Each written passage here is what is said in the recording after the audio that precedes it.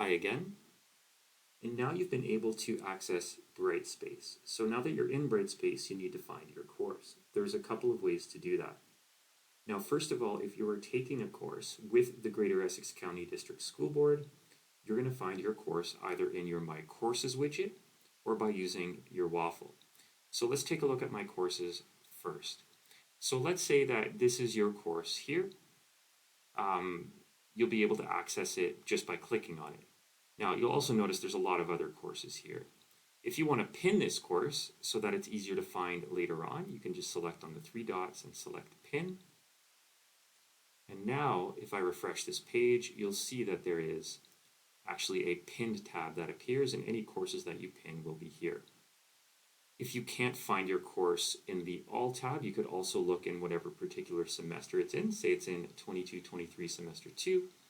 You could click there and you could see it there as well. Now, if you want to access it using the waffle, you could just click on the waffle, and now that you've pinned that course, it'll appear at the top, or you could also search for the course, and then you could find it that way.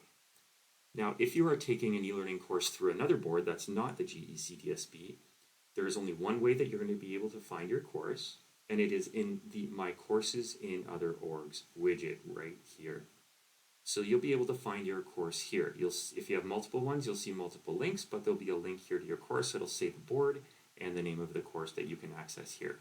So that is how you're going to access your course once you log in to Brightspace.